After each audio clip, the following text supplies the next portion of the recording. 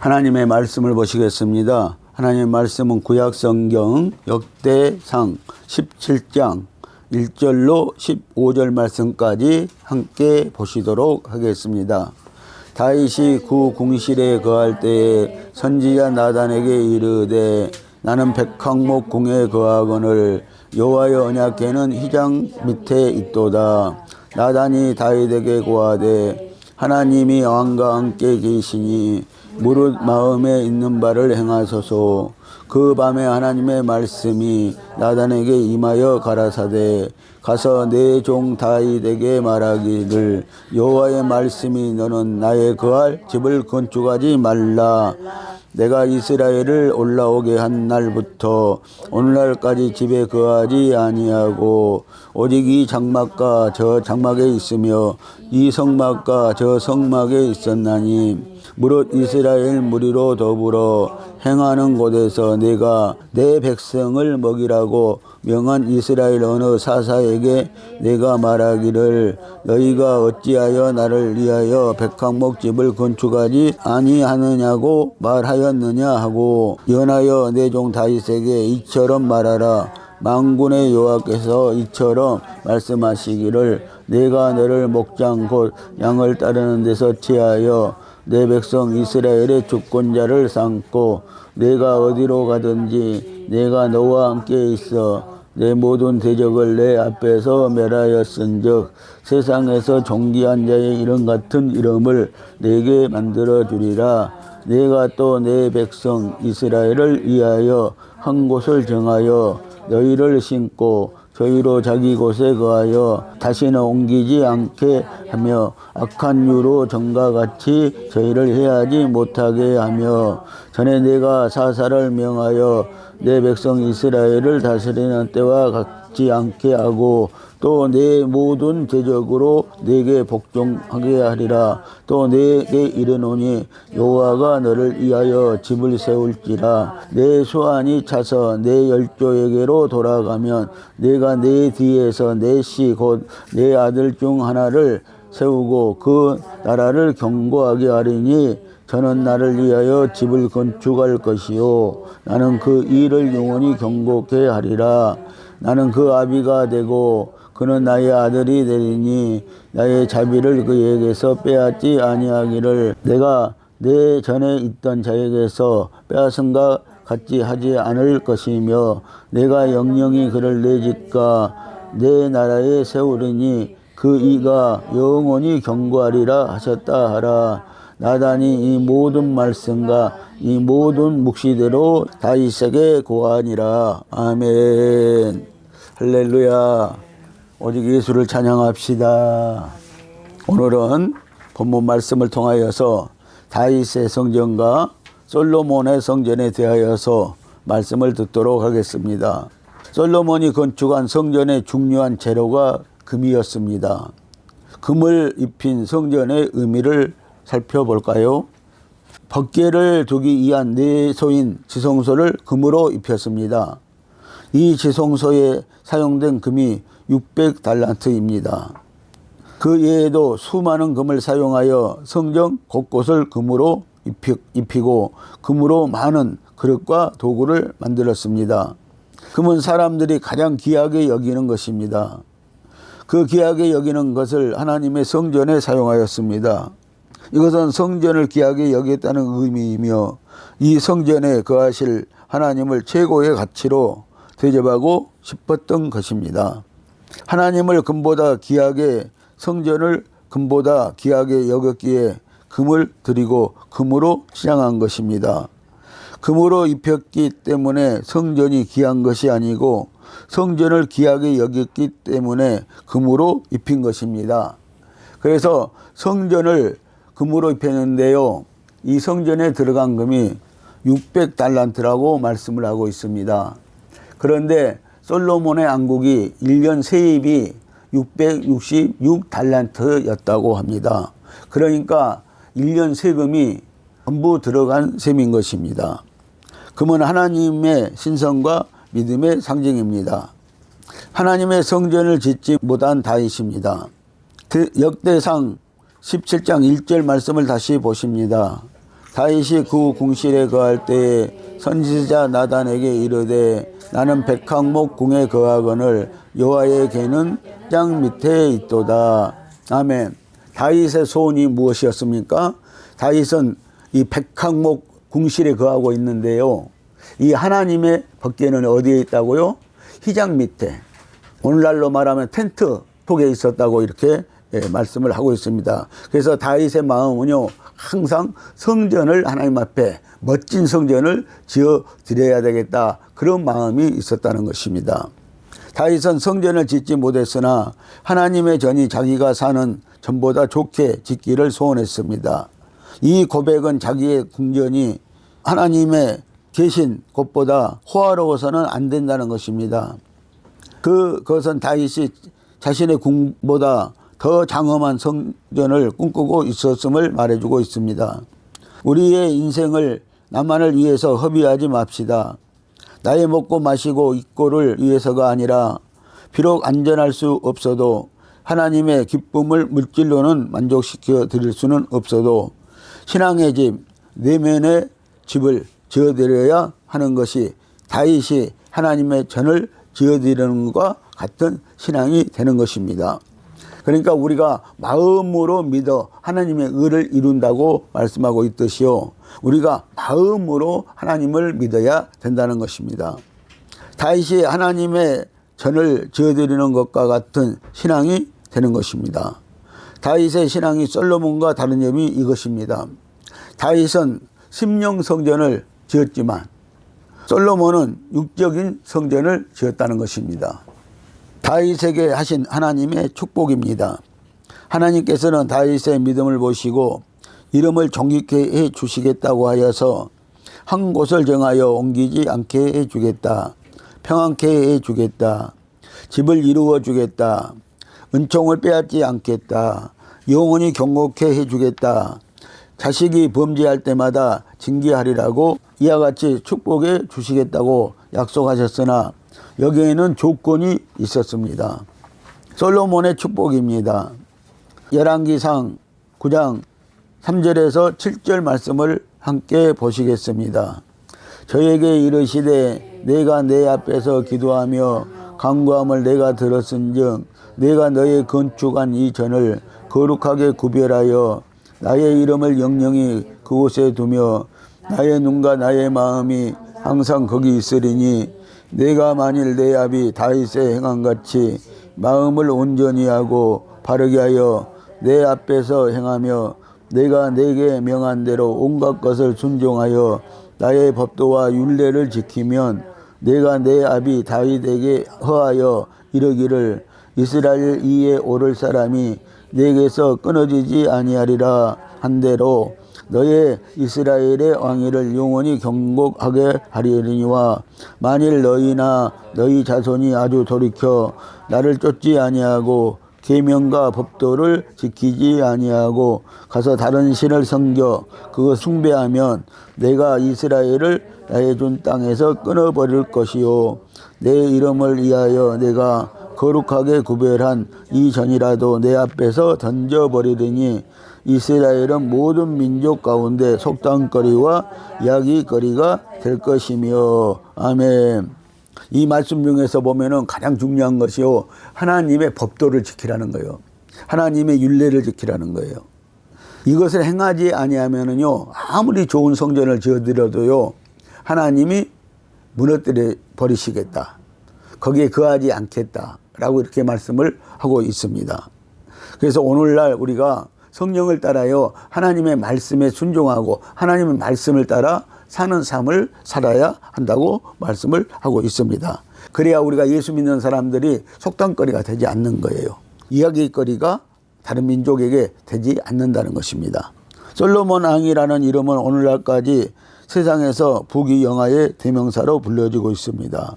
그것은 모든 인간이 우러러 보는 것이요, 흠모하는 것이요, 삶의 최고의 목적과 세상 소망의 최고의 봉우리요, 모든 신앙인의 기도의 마지막 소원으로 축복의 대명사로 되어 있습니다. 그러나 우리는 그 축복의 뒷면을 잘 보아야 할 것은 솔로몬이라는 이름이 모든 영광의 대명사가 아니라 비극과 고통과 배교의 슬픔을 의미하는 이름이라는 것입니다. 사실은 솔로몬이라는 이름이 그런 것이 아니고 세상 부귀영화라는 것이 그렇다는 것입니다. 솔로몬은 어린 나이에 다윗 왕의 뒤를 이어 이스라엘의 보좌를 이어받았습니다. 그리고 일천번제의 신앙을 통하여서 지혜와 부귀와 영화를 받았습니다. 이렇게 왕위의 시작은 축복과 은총으로 시작된 신앙이었으나 결국 솔로몬은 자신의 일생을 헛되고 헛된 것으로 끝을 맺었습니다.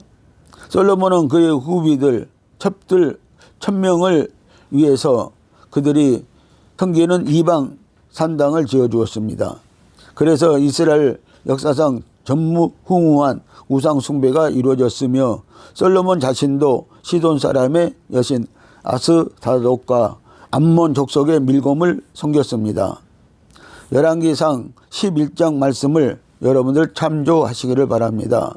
이로 말미암아 솔로몬의 아들 때에 가서 이스라엘이 남과 북으로 분열되는 저주를 받게 됩니다. 이리하여 솔로몬은 하나님을 배신하는 자들이 저주받는 모습에 전형이 되었고 고통을 자식에게 물려준 믿음의 본이 되지 못한 사람이 되었습니다. 솔로몬의 성전 봉헌식입니다. 솔로몬이 성전을 건축하여 봉헌식을 거행할 때 소가 22,000마리, 양이 12만 마리가 화목제와 번제로 드려졌습니다. 성전 제단이 작아서 성전 앞들에까지 드려졌습니다. 봉헌식에 이어 솔로몬은 이스라엘 민족을 위한 사죄와 축복과 은총과 번영을 소망하는 위대한 기도를 하나님께 드렸습니다. 얼마나 장엄한 제물이며 엄숙한 기도였겠습니까?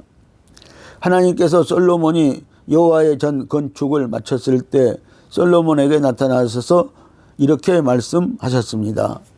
열왕기상 9장 3절 말씀을 보시기 바랍니다.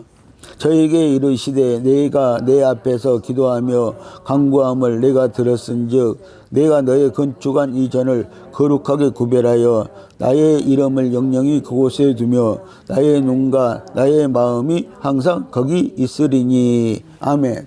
그래서 우리 마음이 어디에 있어야 된다고요? 항상 하나님께 두고 있어야 된다고 말씀을 하시는 것입니다. 이처럼 하나님의 약속은 영원의 약속이었습니다.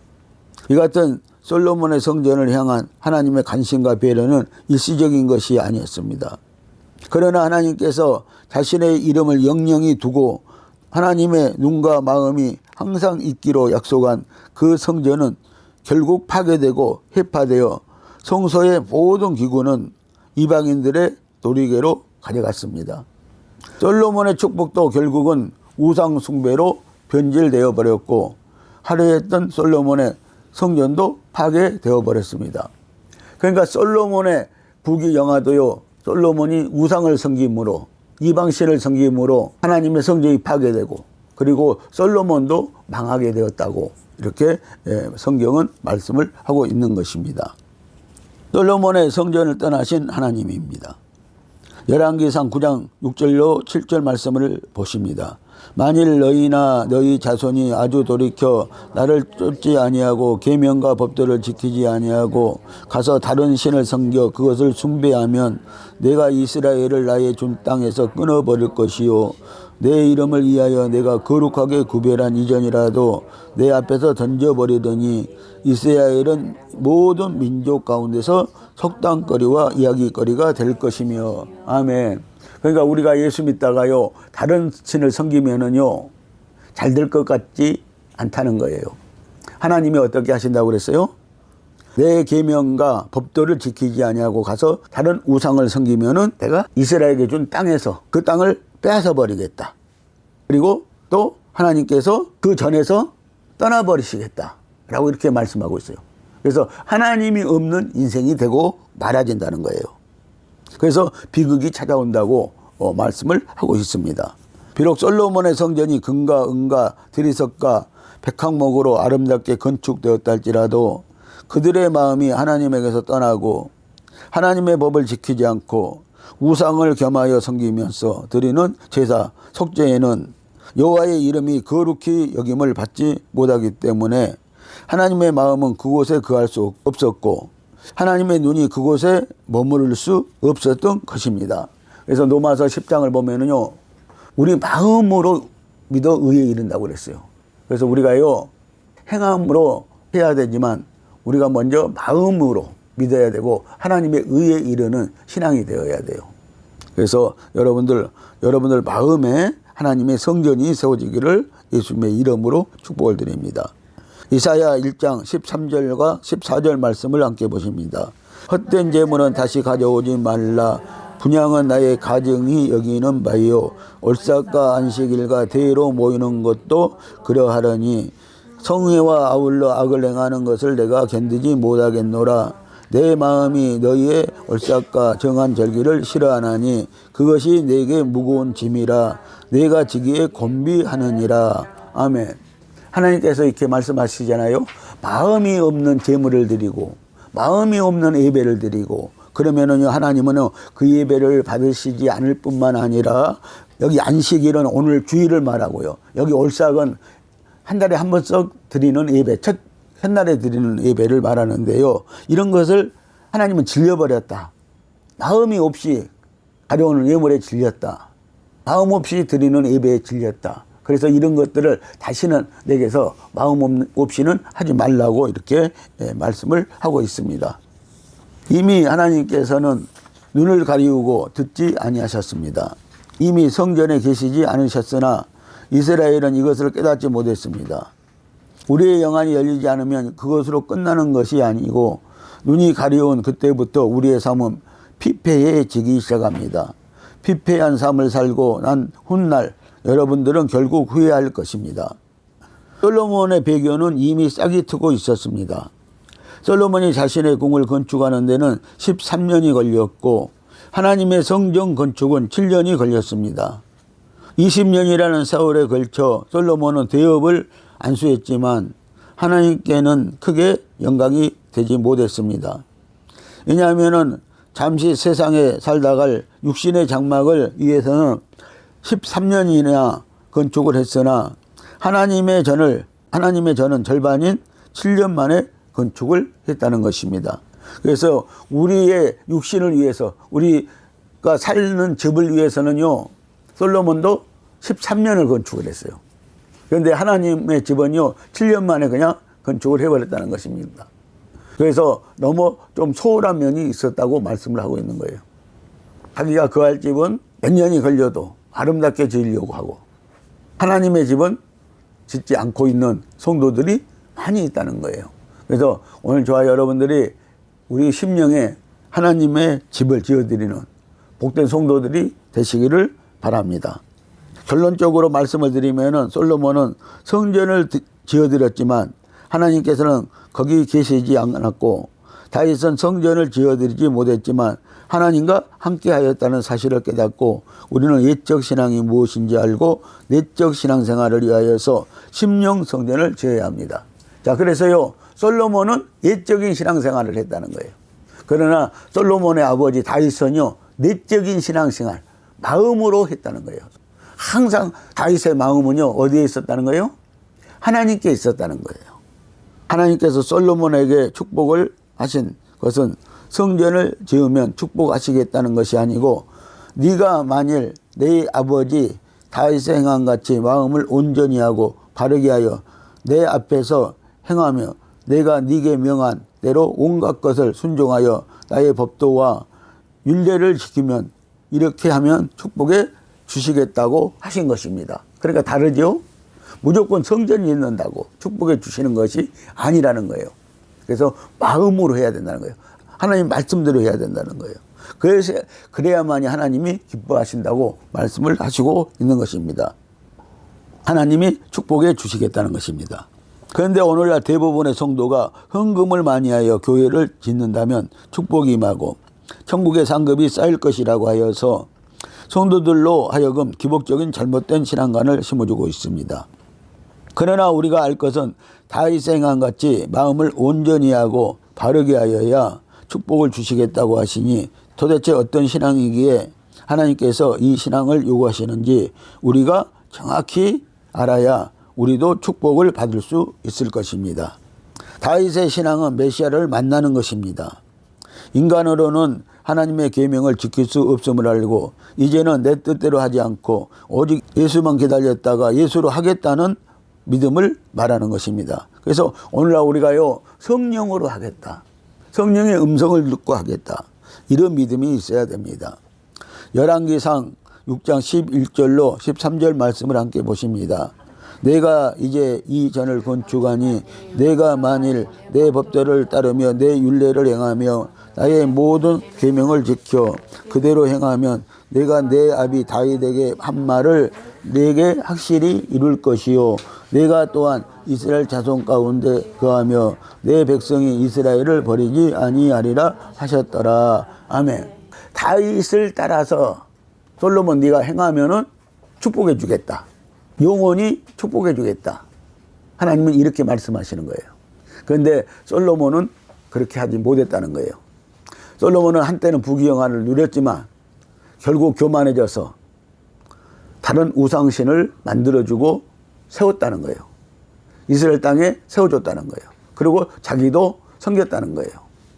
이것이 솔로몬의 비참한 최후였다고 성경은 말하고 있는 것입니다.